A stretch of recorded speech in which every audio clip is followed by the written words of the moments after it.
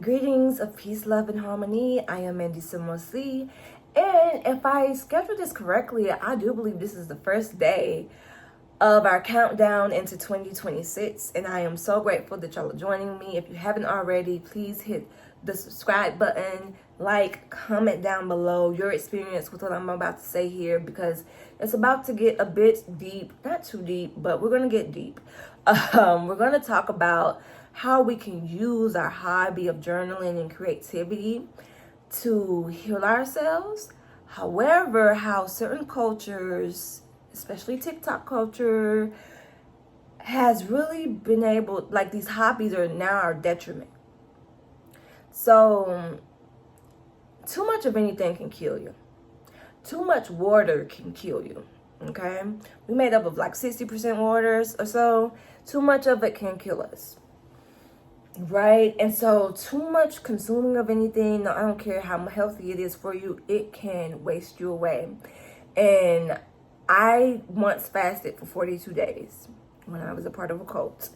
And I almost lost my mind. I think I did lose my mind, actually, because not soon later I was treated for it. That's another story for a different day.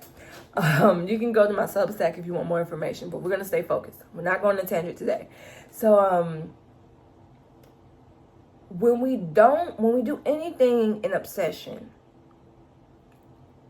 it removes the frequency of love and it goes into the frequency of fear. And when we do something that we enjoy, like journaling, we can take something plain and mundane and ugly and make it cute. And when we become obsessed over that, we've removed the feeling of love and we've gone to obsession. Because now what social media has done, it's not even just TikTok. I can't blame TikTok, so please forgive me. Social media in general has done, because there's so many likes and everybody can comment, people are addicted to that fix and that hit on liking this, liking this. People like big old planner stack videos, so let me get a whole bunch of planners.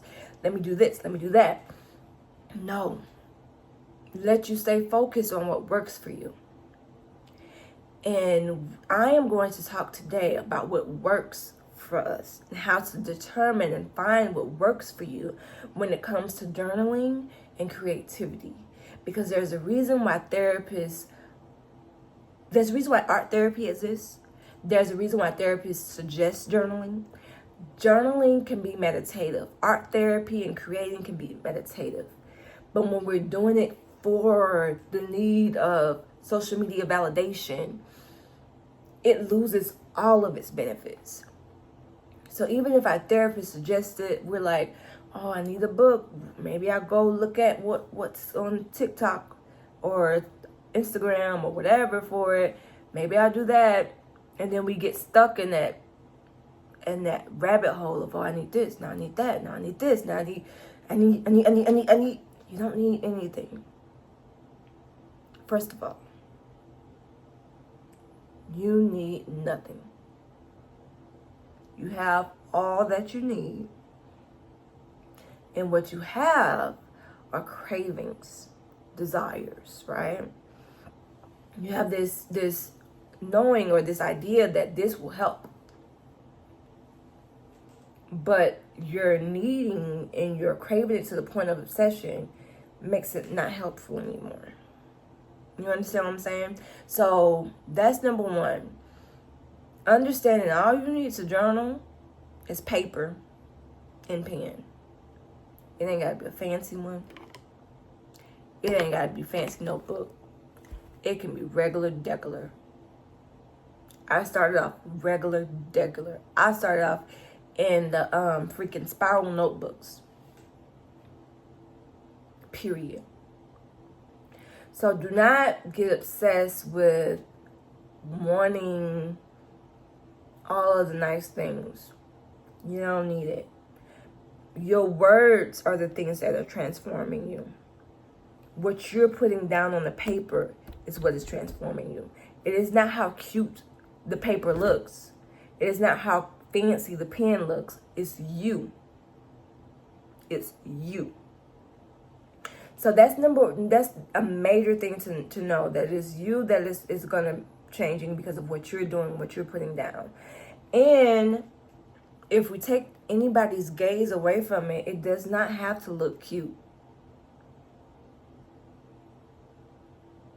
So it doesn't have to look cute. You don't have to obsess over it.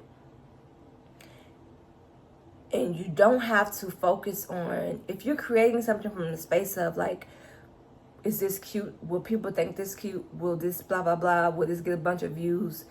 You're in the wrong mindset of having your journaling and your creativity be beneficial for you on a holistic level. It may be beneficial for you for money.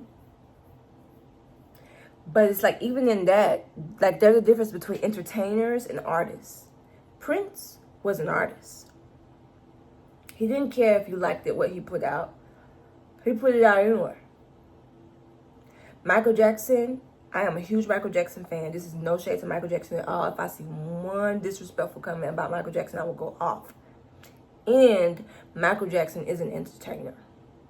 He knew what you like, and he had the ability to make it be authentic artistically. But his main thing still, because he was the king of popular music, was to make sure the masses could like it and gravitate towards it. Most of us don't have that gift. Most of us can't be the MJ. Most of us don't have the capacity to be Beyonce. No. We need to just focus on who we are as individuals and focus on creating for ourselves, not for the looks on others, not for the masses. If you have a super duper popping planner, stationery channel, you need a space in a notebook that's just for you and yourself. If your thing is to heal for you. So this video may not be for the people that are using this as a hobby, or not a hobby, but as a channel type thing. Like, this is for the people who simply want to create for their evolution. Okay, they want to journal for their evolution. So that's one of those. These are like the things that are like mental, that will help you deconstruct those things, right? Another thing is that, like, how hobbies can help us is that it keeps us away from doom scrolling. And it takes us into a space of being off of our phones and doing things, because the screen time is too much. You gotta get rid of all of this. Like, no. Like, screen time is too much. Start doing hobbies, creating things. We consume too much and we don't create. We have consumed so much to the point that when we do create, it's still in the thought of consumption. Again, back to the videos that shows a overconsumption of planners. And this is my content that I'm creating. When you see all the planners that I have, when you see all this stuff that I bought, this is what I'm going to create. This is what I'm going to create for you to consume. I want you to consume my consumption. Even reaction videos. It's like, I'm going to consume something, I'm going to react to it, and then you're going to consume it. So again, you're consuming my consumption. Why? Stop it. No more consuming of the consumptions. No more, okay? We will not consume consumption anymore. We will consume, if we consume anything, it will be thoughts, natural thoughts, new ideas, those type of things. And I won't say that, okay? What I will say is that if we consume something that is somebody else's consumption, we need to make sure that consumption that we've consumed is not deterring us and feeding into our addiction and not to our obsession. All right? Walk with me, please. Continue to walk with me. So journaling helps us to organize our thoughts, right? It helps us to get, when they say brain dump, I don't like that. I don't like the type of mind dump. I like mind releasing. I really don't like brain drain either. I mean, it's all right, but mind releasing is good. Like when we're just writing down every thought that comes into our mind. Artist Way made it, I think, popular, but just do that. That will help us organize our thoughts.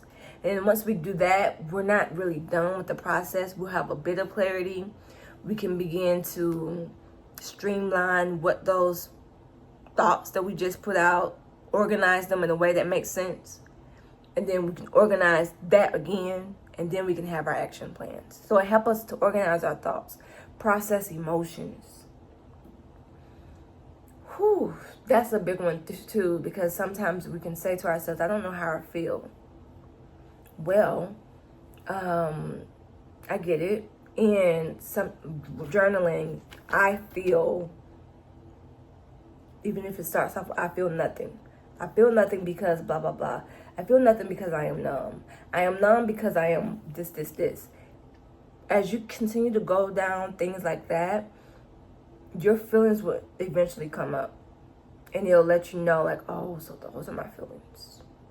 So journaling can also help you do this. Let me know if I need to do a separate video on just breaking down that process of like accessing your emotions and breaking down your thoughts. But anyway, we also learn to develop a relationship with ourselves when we journal as well, because it's like we can easily get into this whole standpoint of like, oh, well, I thought I knew myself, but through journaling, especially if we keep them, we can see ourselves throughout the years, and it gives us really snapshots of who we were, the growth we've made, the things that have stayed the same. Yeah, it allows us to know ourselves, our deeper thoughts and our emotions, how our brain works on a deeper level.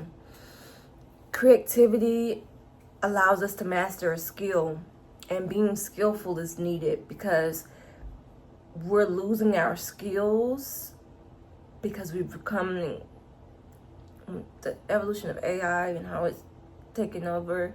We're going to become more reliant on it, and we're going to lose out on human skill and human evolution of the said skills.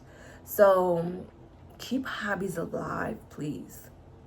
Do not let them die. Do not allow AI or new inventions, I don't care what it is, to make you think that what you do, what your interest is absolute. That it doesn't matter. It matters. You matter. So this is how it can help you, how creating and journaling can help you. This is how, if we let go of all those things like doom scrolling and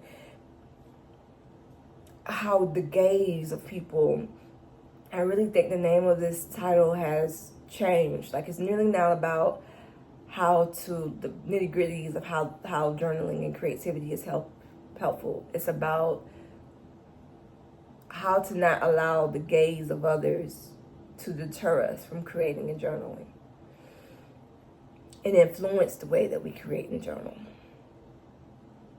And I need to go into deeper videos about how to actually do that, because that's a process in itself. Peace. Thank you. As always, like, comment, subscribe. I'll see you next time tomorrow.